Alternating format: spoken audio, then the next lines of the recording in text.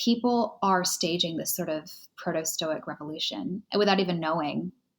Like Joanna had never sat down and read Epictetus before or Meditations before, but she's living it out. And so many people like her are. And how beautiful is that there's this embodiment of these ideas and they're life-changing. Welcome to Stoic Conversations. In this podcast, Michael Tremblay and I discuss the theory and practice of Stoicism. Each week we'll share 2 conversations, one between the 2 of us, and another will be an in-depth conversation with an expert. In this conversation, I speak with Alexandra Hudson, the founder of Civic Renaissance and author of The Soul of Civility.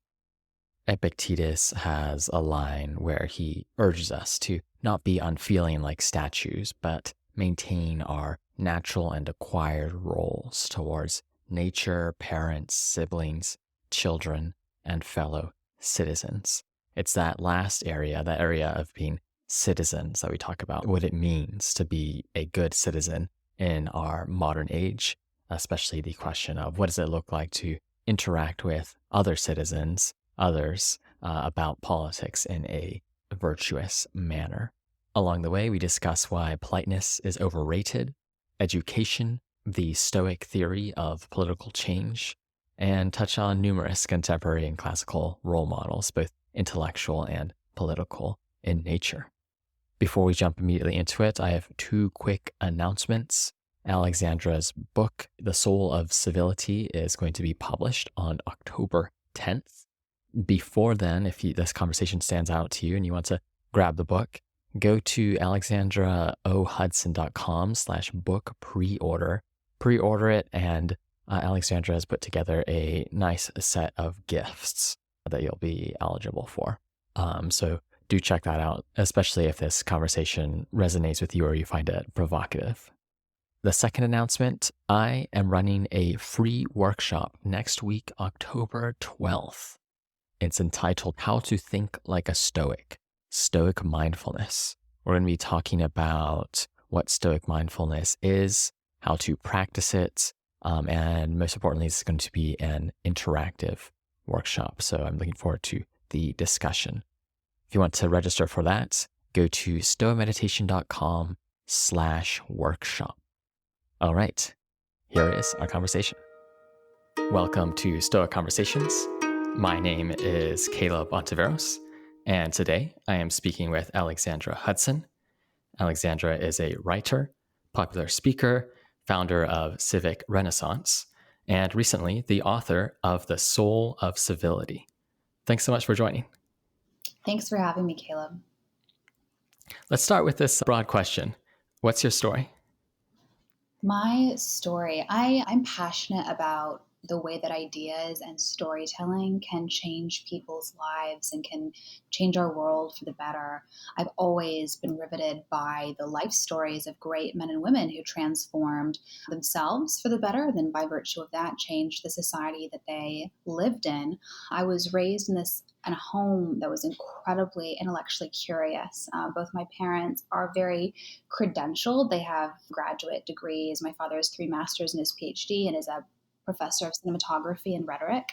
My mother has masters in law and government. And so, but all that to say, they realized that education was a way of life. It wasn't just something that happened in the classroom. Curiosity, having this fundamental wonderment about the world around you was not, schools did not have a monopoly on that. Classrooms did not have a monopoly on that. And often, unfortunately, schools and mainstream education can be antithetical to curiosity and lifelong learning, which is the highest and the best life. So being raised in that sort of environment, I consider just a supreme gift and really informs what I love and who I am. I came into my own intellectually and in college and took a lot of inspiration from the Civic Renaissance humanists. And it's kind of funny, I didn't come to my education in the classical world until later. Like it was kind of through the lens of the Renaissance.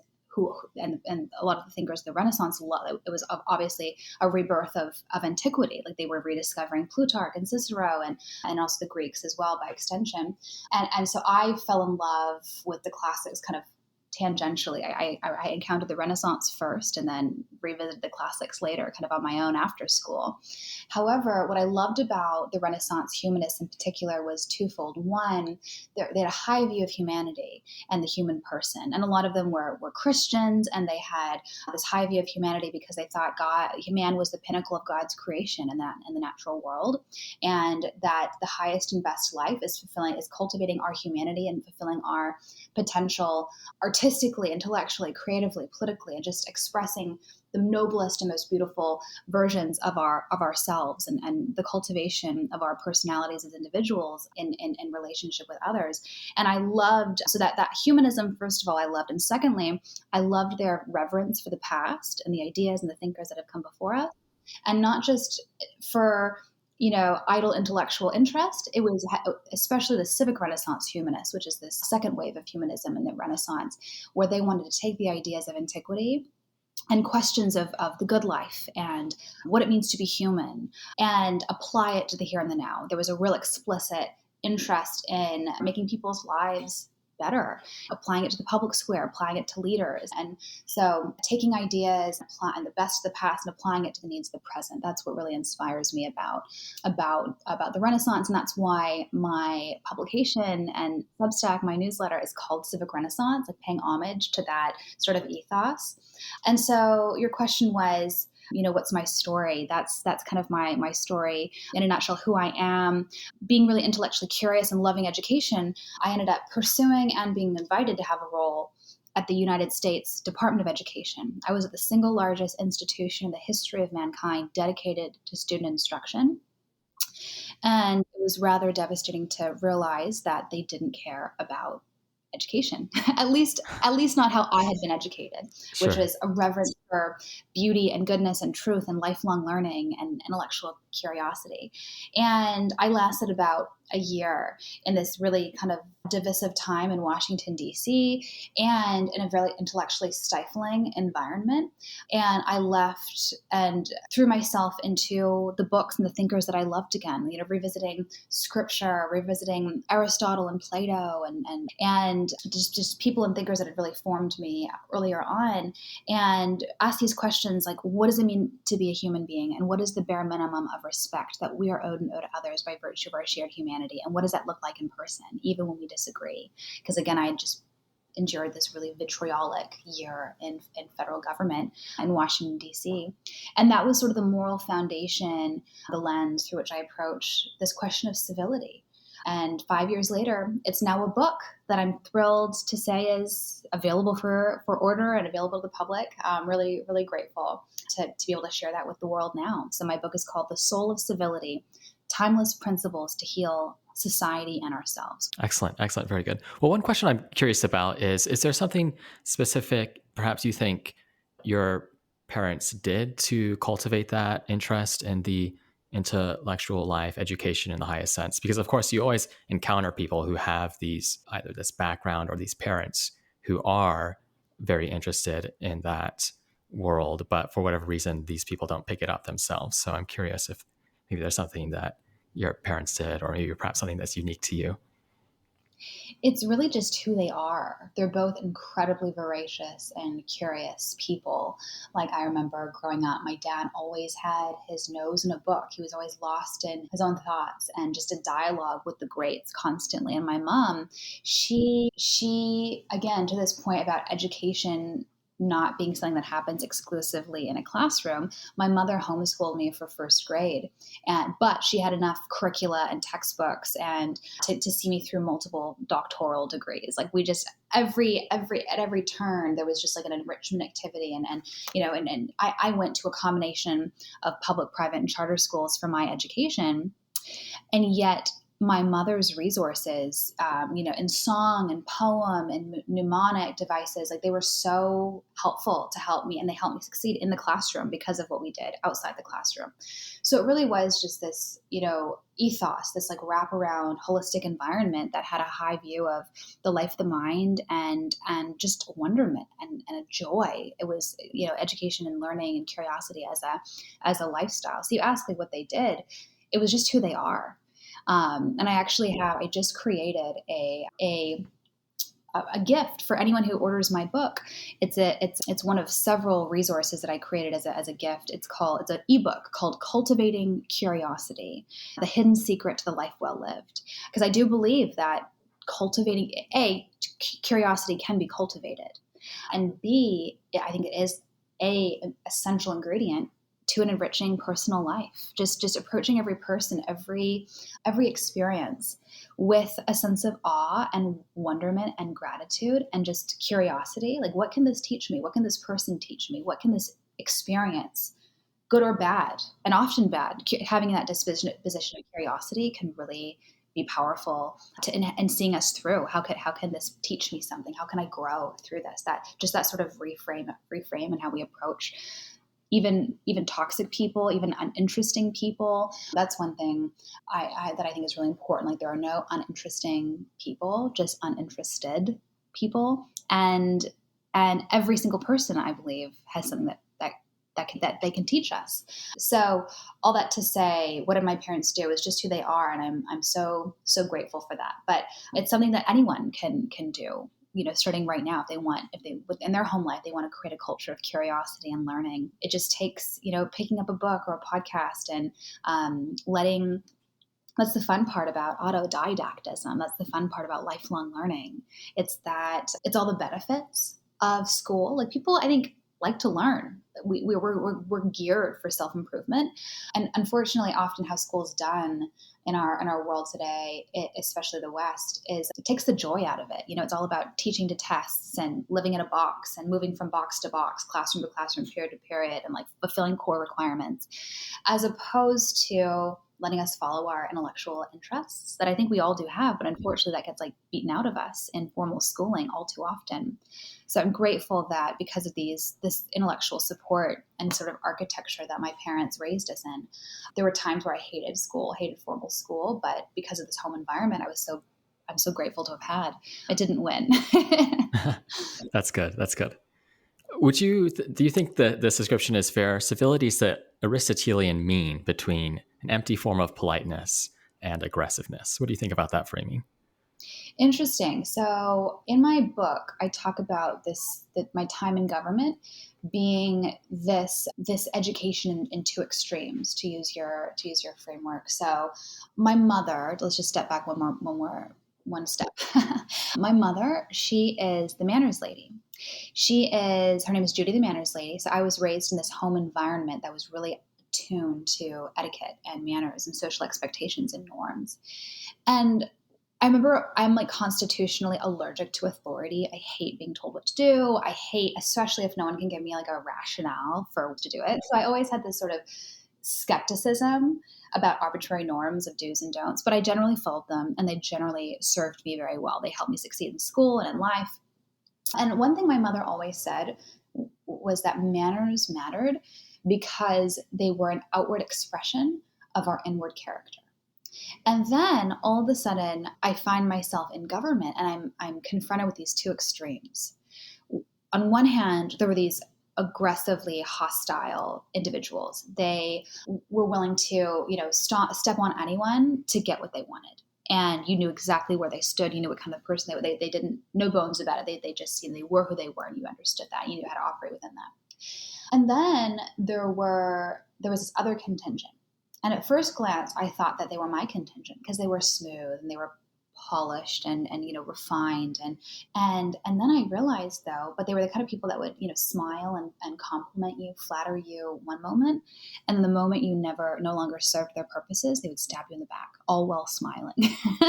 and I realized that those two extremes, they were two sides of the same coin because they were both about instrumentalizing others. They were both willing to do whatever is necessary to succeed, to get ahead. And they were just different means of achieving the same selfish, self-aggrandizing ends.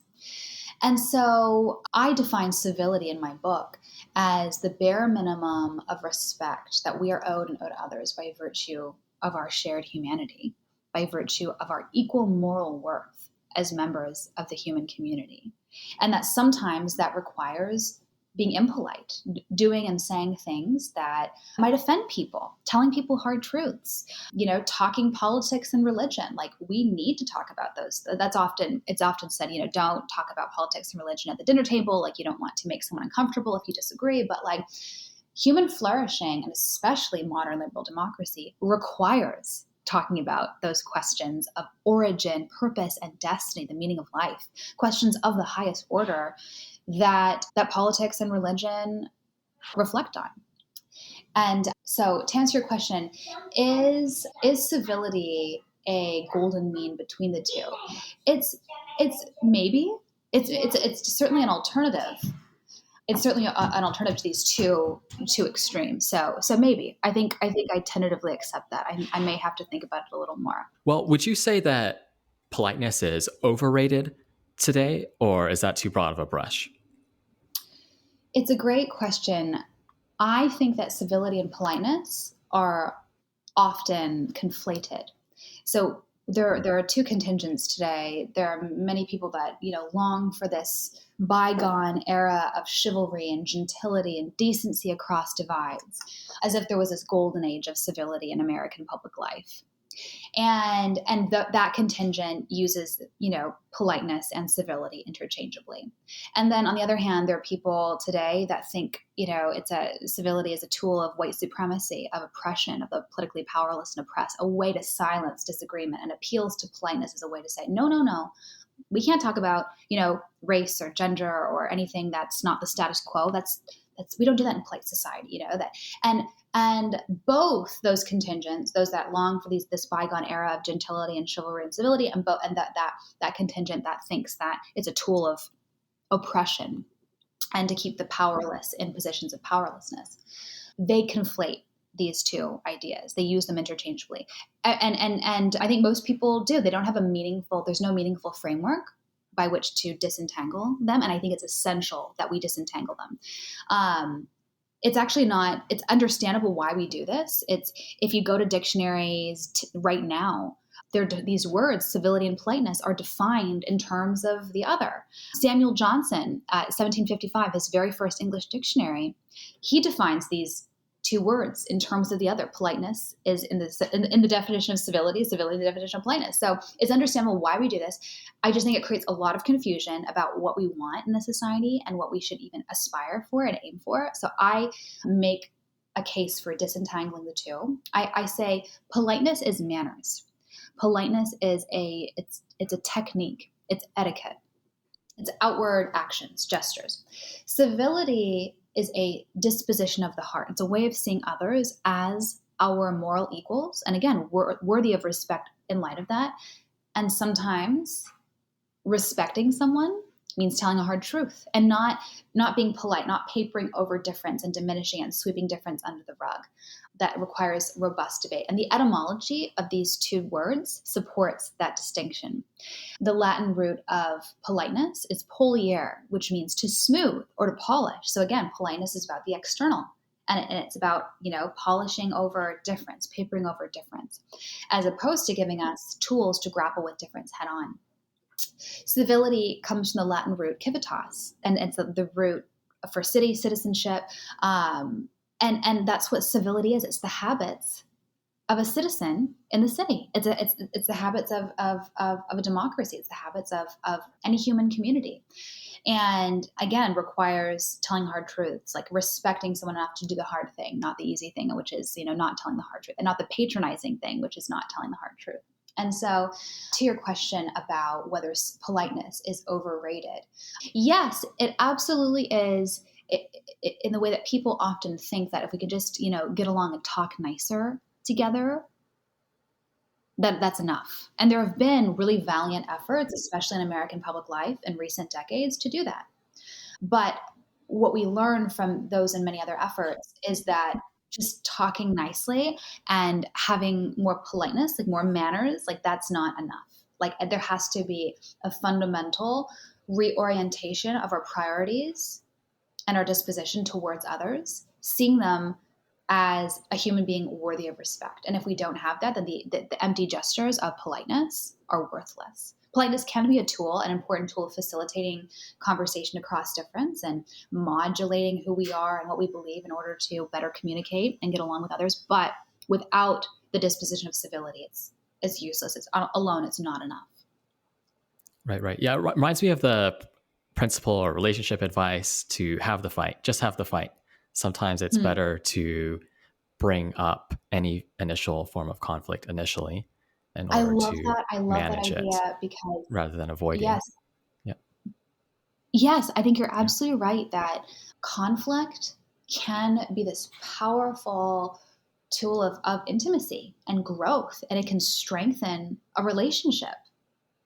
And I think too often today, though, we don't do conflict well in that we avoid it entirely, which is, what politeness might do, repressing it, smoothing over it, like sweeping the conflict, deferring it, or we do conflict badly where it's very aggressive. It's ad hominem, like it's heat of the moment and we're attacking people and it's not tempered by human dignity. It's not tempered by the respect that we owe to others and that we owe ourselves too. Like and this is a key part of my understanding and definition of civility and why it matters to society, that we are hurt when we treat others poorly. We are so interconnected as a species in a really beautiful and profound way that when we debase someone, we're cruel, we're malicious, it doesn't just hurt and debase the other. It deforms our own soul as well. And this is, you sound like you're a student of Aristotle. Like this is a very Aristotelian idea. Like virtue is a habit and moral habits for good is a virtue. Moral habits for ill is a vice. And so in that way, and I'm happy to talk more about this and this question, especially in the context of philosophical history, but, just like virtue is its own reward, vice is its own punishment. That's the case for civility as well. It's its own reward. And being malicious to others is its own punishment because it hurts us. Yeah, absolutely. I think it seems like we've either lost or perhaps never fully had this idea that vice is its own punishment. And typically there's going to be a focus on either victims, which of course matters quite a lot, but there's very little focus on the vicious suffering the results of their own misdeeds, or the opposite, the virtuous being rewarded or admired merely just because of what they did rather than whatever results obtained. Exactly. In my book, I put Machiavelli in dialogue with Socrates on this exact question. You often hear this, cliche, like nice guys finish last, right? Like, and it's this question in philosophical moral history as well. Like, can you be a good person of integrity and bound by morality and decency and succeed in life? And Machiavelli said no. In his account of power, and this is like just purely a descriptive, not a normative account, he's like, no, people who are bound by morality, especially Christian morality and love of others and charity, they fail, they suffer. And people that are bound by the logic of, Thrasymachus from Plato's Republic, like might makes right, like the logic of power and doing anything to get ahead, they tend to succeed in life. This is Machiavelli's account of power in human history. And then Socrates' response to that would be, again, what's your definition of success? Is it worldly success? Like, is that what matters most? Like if, the promotion or the car or the house or the wealth, the prestige, the power, if that's your goal and you achieve that by doing anything necessary, but you can't sleep at night, like that's its own punishment. The fact that you've hurt others along the way to gaining these material, temporal gains. Again, to this point that Socrates and others after him have made that virtue and living a life is health of the soul, and vice is sickness of the soul, is what he says. And so virtue and civility, treating others with decency, that's its own reward. Vice, incivility, cruelty, malice, its own punishment. So it may seem like nice guys finish last, or it may seem that, people who are willing to do and say anything succeed, but at the end of the day, it's its own punishment. They have to live with themselves. Mm-hmm. Right. Yeah, I think sometimes it's missed how truly radical Socrates is, where if you first pass, you look at the Apology and it's a tragedy. Socrates is killed unjustly. But Socrates' view of what happened is he wasn't harmed at all. He did the right Yes. things, and everything that was outside of his control, the Athenians' actions, those happened as they were fated to, as it were. And it's a tragedy for the Athenians who made the mistake of Yes. unjustly sentencing to death. Right. And this is why in Right. the Credo, he doesn't escape. Like his wealthy friend invites him, like, come on, like, let's get you out of here. You don't deserve to die. And Socrates says, no, this is what my peers have condemned me to. And he goes solemnly to his death. I think my favorite Platonic dialogue is the Phaedo, that gives such a robust and noble vision of the philosophic life and the human soul, where Socrates doesn't fear death. As you mentioned, he relishes it. He looks forward to it because finally, like he was someone that didn't bathe. He wore rags. He barely ate. Like he was just totally someone that diminished the life, the temporal life, the carnal existence, because he was so passionate about ideas and passionate about the life of the mind. And and so when finally the opportunity presents himself for him to shed his mortal coil and like not be distracted by hunger and thirst and having to, wear clothes and do all these things that we have to do to survive, like no longer being distracted by the needs of the body, like what a gift Socrates says, to just have his immortal soul like elevated into eternity and unified with beauty and goodness and truth. I love Plato more than Aristotle. I'll put my cards on the table, just like I love Platonic dialogues. They're vivid, they're rich and vibrant. But I do think that I do think that the life of the body matters. And again, to my how talking about the civic humanist, I think that there is a noble and rich life to be had now. And I do believe in, the immortality of the soul and an afterlife. However, I don't believe that I don't think it's right to diminish the body in the here and the now for any hope of a life to come, which is what Socrates and other those who prescribe to asceticism after him did. I just think that there's too much joy and richness to be had here and now to give all that up. Right, right. Yeah, you do have the sort of the Platonist or Neoplatonist reading of what's going on that almost comes to really dismiss the body or even hold it in contempt in some sense, where on some of the Gnostic visions, it becomes the material world becomes part of, the creation of some evil demiurge or what have you. And that really does seem to divorce you from either in the Aristotelian sense or in many other Hellenistic philosophies, what you are. You're not merely a floating immaterial substance, but you're either bound to a body or in some sense made up by a body. And this vision of being a purely immaterial thing that needs to free itself from its material cage. There's nothing to that idea, but taken to its extreme, it does seem to divorce you from what you really are. And by the Right. ancient vision, if you're divorced from what you really are, you're divorced from your good or your purpose. Right. And as human beings, we're mind, body, and spirit. And I think what's interesting, like I think Plato is a really good counterbalance to our current moment, that the world we live in now values the body. It's a cult of ambition and success and power, and also scientism, like that what we see is all there is, and if it can't be proven by science, then doesn't matter, doesn't exist. And so I think that thinkers that remind us that all that we see is not all that there is, that in fact, arguably, that's not the most important thing what we can see, and that there is fallibility in science as well. That there's I love Blaise Pascal, who's all throughout my book, and he has this great line, La Cour de the heart has reasons that reason cannot understand, that there's more to us than just our mind. And again, he's someone that really had a high, and again, Pascal is the 17th century French polymath who was kind of a generation after Rene Descartes. So he's like in the thick of the Enlightenment. And he's this genius. He invented the first computer, the first calculator. He invented the first omnibus system in Paris. And he invented the vacuum, like just, a litany of achievements and just this child prodigy in scientific innovations.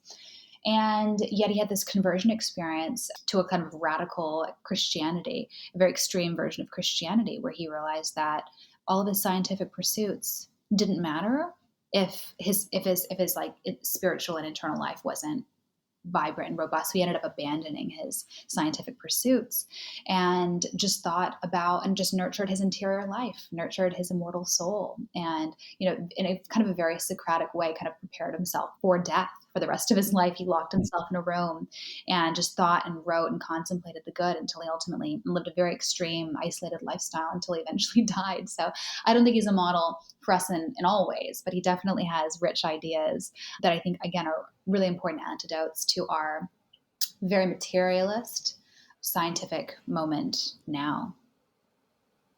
Yeah, absolutely. Yeah, there is something to finding a role model who maybe perhaps is too extreme in their implementation, but moves a culture in the right direction.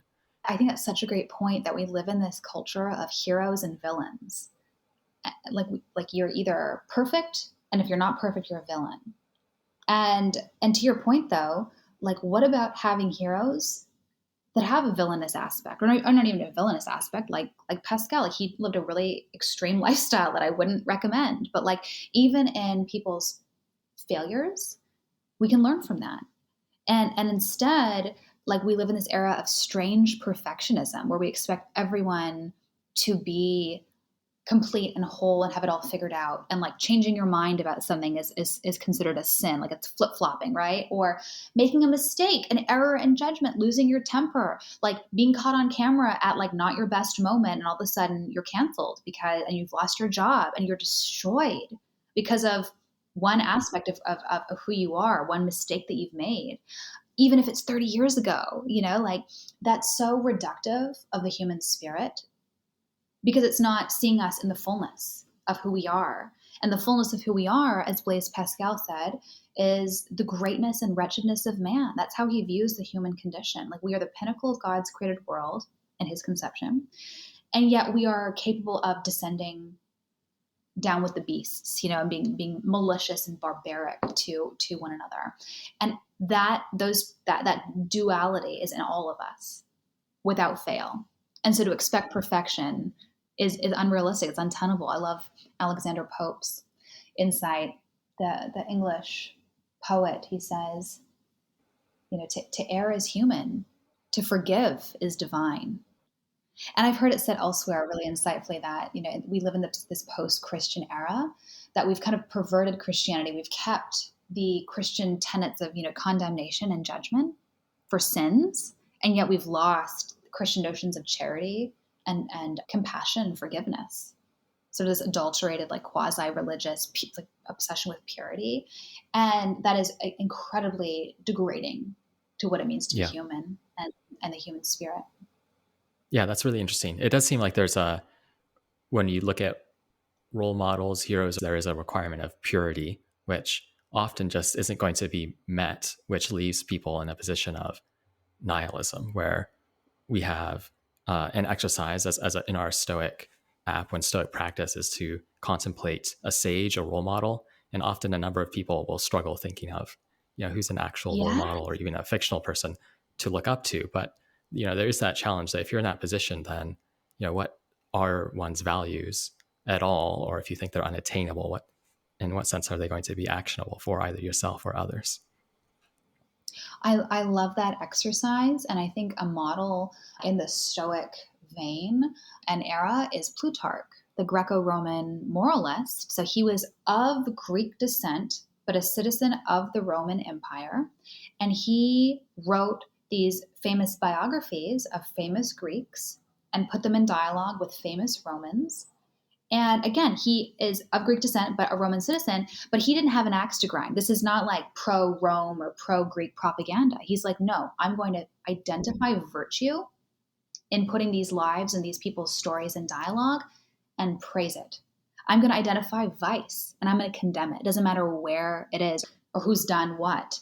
And I think that's such a valuable use of history and storytelling. Like he's a remarkable historian. Like he's not only really academically rigorous in how he gathered these life stories, but he's a great storyteller, and he harnesses the power of storytelling in a remarkable way. And again, he shows the greatness and wretchedness of man. Like not any one of these biographies is pure hagiography. It's not just saying, look at this great person who's just the best. And we want that In a society, we kind of find it really difficult.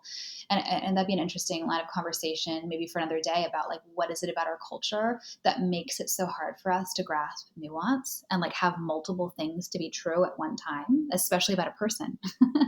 Like, again, we want to reduce people and things to black and white, good or evil, right or wrong. And that's just not who we are.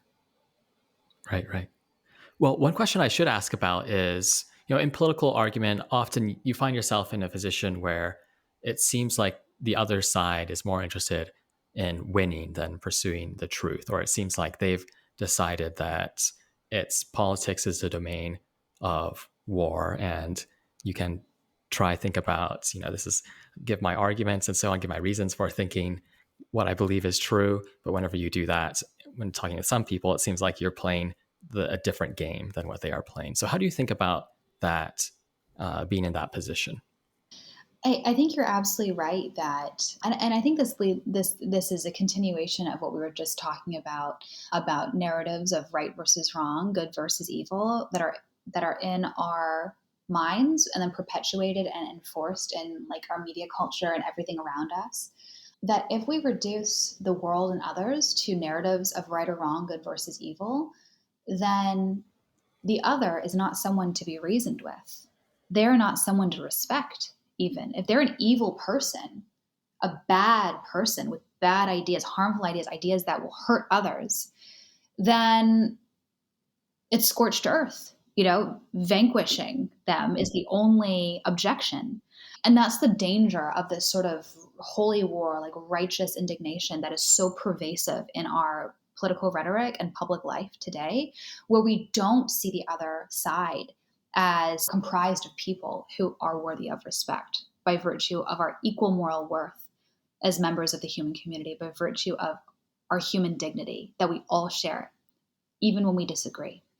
When we consume and imbibe and accept these narratives of right or wrong and good versus evil, it becomes easier to do and say things and to be unshackled, right, unbound by the natural limit that respecting someone by virtue of our shared humanity would present in us. There are certain things that you don't do, you don't say to someone, to your kin, like your fellow human being. And I love that etymology of kindness. Actually, it comes from I think it's the Old English word for kin and kinship, which is like, your family. But that's what kindness is. It's treating not your kin, not your family, as if they were. It's sort of a universalized morality, like this sort of the morality and the logic of tribalism is ingrained in us. And it's like a natural way that we survive because we protect us and our own people who are like us and our families. But yeah, the logic of kindness, the logic of civility kind of universalizes that morality. And no, it's not just the lives and well-being of your family and those that you like and are like you that matters. Actually, we do have a basic obligation, not a limitless obligation, but at least a basic one to those that are not like us and not part of our kin. And that kind of etymology of kindness tells that story in a beautiful way. Right, right. So I suppose there's always a question when if you're in an argument like this, perhaps you might be mistaken about you being the person who is being rational, being fair. There's always that bias towards oneself. But it seems like truly in some situations, the other party is not engaging in the same terms. So I guess, this is something that I haven't figured out personally, but what's the next step there? Do you continue in this sort of Socratic fashion and that is nothing to you and it's really important that you do what is best, what is virtuous? Or is there some other route where perhaps you just don't engage with those people or something of that sort? So I'll tell you a story, probably one that you and your listeners already know, but when Marcus Aurelius was emperor of Rome, he endowed 4 schools of philosophy. For the Aristotelians, he endowed the Lyceum. For the Platonists, he endowed the Academy. For the Epicureans, he endowed the Garden. And for the Stoics, he endowed the Stoa, the front porch. And there's so much that I love about that story because, of course, the Stoics represent my theory of social change, and I champion Stoicism throughout my book. Sometimes using the language and sometimes just using the ideas, but that we can't change others, but we can change ourselves. And that, if enough of us choose to kind of reclaim our civic sphere and reclaim what we can control, we can change the world. I have no doubt of that.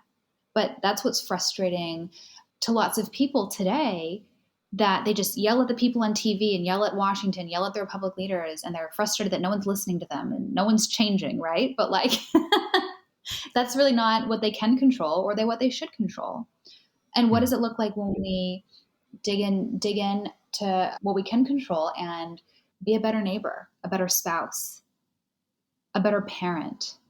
And again, cultivating the fullness of ourselves, we can bring the best version of who we are to others and show up better for the people in our immediate vicinity. And I think, so you may know that story, but what you might not know is that this tradition of the Stoa and porching is alive and well. And so I tell the story in my book about a woman named Joanna Taft. So I live in Indianapolis now. Part of my story is that I left very toxic Washington, D.C. and moved to Indianapolis, just like eager to escape the cesspool of the divided nature of our public life. And I just, my husband's from the Midwest, from Indiana originally, and it was my decision to move here. I just had to escape. And one of the first people we met when we moved here was this woman named Joanna Taft. We met her at our church, and after church, she comes up to me and says, "Hi, I'm Joanna. Would you like to porch with us today?" And I'd never heard the word porch used as a verb before, but I said, sure. We didn't know that many people there. So we go to her home, and she has this great big, 1905 Victorian home with a huge veranda, huge front porch. And for Joanna, the porch is a social statement. It's this subversive movement of exactly what we've been talking about, reclaiming our social sphere. And it's her opportunity every week to stage a rebellion against our atomized and divided status quo that wants to reduce us to one aspect of who we are. So she's intentional about curating people across different races, different political beliefs, different parts of town even. So often we're just captive to the people that we see on a regular basis, that we go to school with, go to church with, work with, right? But like giving people an opportunity to intermingle from across these different barriers and spheres, and to just be people. There's no organization, there's no like structured conversation. It's just an opportunity to, have a few nibbles and have a dialogue and strike up a conversation and a friendship with someone that you've never met before. And so there's a lot to say about the importance of places like that, these sort of quasi-public spaces, to building social trust and restoring civil society and rebuilding bonds that in turn support our democracy and human flourishing. I have a lot to say about that, but at a very real level, in a way that's like relevant to this community, is that people are staging this sort of proto-Stoic revolution without even knowing. Like Joanna had never sat down and read Epictetus before or meditations before, but she's living it out. And so many people like her are. And how beautiful is that there's this like inhabitation, this embodiment of these ideas. And they're life-changing. Like my life was changed by Joanna's kindness. And I know I'm not the only one. Like people who live their lives according to that logic. Like I can't change the world, but I can change myself.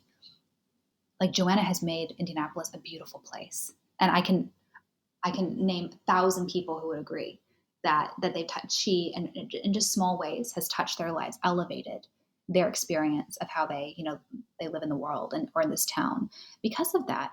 And that's powerful. So don't underappreciate the power of one person to change the world. I have this idea in my book. I call it the mellifluous echo of the magnanimous soul.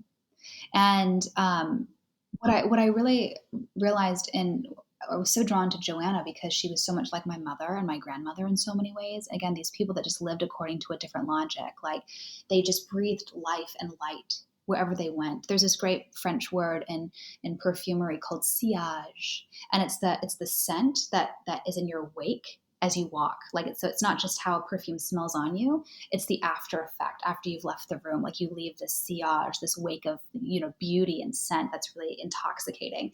But I love that imagery of someone who just like leaves a wake of light and beauty wherever they go. And so we often hear these stories. They're in the newspaper every day about generational trauma. And like someone's in the news for being a serial killer, and they were the product of two drug addict parents, or product of the foster care system, or an abusive grandparent, or something horrible like that. Like we're aware vividly and tragically these stories of one person to cause harm across time and place, right? To the people that come after them, or the people that they interact with, right? Like their families and their friends. Um, Hillbilly Elegy is a great example of that very famous story of one mother who made bad decisions that caused a lot of strife in one family and one community across time and across place.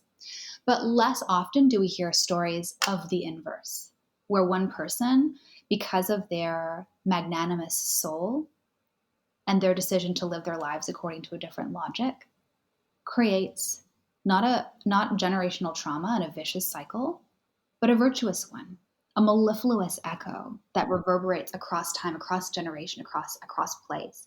And that was my grandmother, who was the social glue of her family. She passed away 3 years ago now, but was the social glue of her family, and just like touched, like she saw every single human interaction as like a joy-filled thing. And she just approached it like this is every person she met, she's like, it is such a gift that I'm with you right now. Like, it doesn't matter who it was, like her cashier, her taxi driver, like the person that she sat with on the airplane, like every single person, she treated it as like such a sacred gift. And I don't know, like that it's totally otherworldly and totally contrary to the logic of this world, where we're very utilitarian. We're like, let's just get from point A to point B without draining any energy. And like she just lived according to a totally different logic, where she's like giving all her energy away to all people all the time, because she's like, she just loved it. She was just like a social animal, and she blessed so many people. She puzzled a lot of people. A lot of people like, what is going on? Like, I don't know what to do right now. Someone's talking to me. Like, it's so uncommon to have just those moments with strangers, like to talking with someone who you're sitting with on an airplane and like wanting to know deeply and passionately like their life story, which is what my grandmother always wanted to know from other people. Some people were like, and some people are puzzled. My grandmother's passed away. My mom thankfully is still with us. And my mother, bless her, she's a wonderful human, puzzles people too. They just don't understand like all the joy and energy. Like, where is this coming from? Like, is there an ulterior motive? But there's not. There's really not. She just like, they just love people and they bless people wherever they go. And I don't know how they do it. Like I struggle to like keep up with both their energy level. Like my mom is an order of magnitude above me, and my grandmother was an order of magnitude in terms of like energy and joy above my mother even. And so yeah, we can't change the world, but we can change ourselves. And that's a powerful, powerful idea. Yeah, I love that. That's fantastic. And good examples of models, I think, as well. Well, is there anything else you'd like to add or share? Well, thank you for having me. And I hope that everyone listening to this will consider pre-ordering the book, The Soul of Civility, Timeless Principles to Heal Society and Ourselves. And I've created $700 worth of gifts to everyone who takes the time to pre-order it, including the ebook I mentioned, Cultivating Curiosity, a toolkit called How to Talk to Anyone About Anything, about timeless principles of conversation, and as well as monthly conversations, private conversations with some of the greatest public intellectuals of our day, and a course. It's called 4 Civility Books That Will Change Your Life. So from the oldest book in the world in ancient Egypt, I kid you not, the oldest book in the world is a handbook on civility, to more contemporary books like from our own George Washington. I examined 4 of them that I think are really insightful to help us understand these timeless principles of living well with others across difference. And so anyway, you can claim that pre-order that order gift on my website, and if you want to stay up to date with the book and the life of the mind and autodidactism and cultivating our potential as human beings, these are all themes I care a lot about. My publication is Civic Renaissance, so feel free to join there as well. Excellent. Thanks so much for coming on. Thanks again for listening to Stoa Conversations. If you found this conversation useful, please give us a rating on Apple Podcasts or Spotify and share it with a friend. And if you'd like to practice Stoicism with Michael and I, as well as others walking the Stoic path, we are running our 3-week course on Stoicism Applied. It'll be live with a forum, interactive calls, and I think will be an excellent way for a group of people to become more Stoic together. So do check that out at stoameditation.com/course. And if that's not to your fancy, you can find links to the Stoa app as well as the Stoa letter are newsletter on Stoic theory and practice at stoameditation.com. Thanks for listening. Until next time.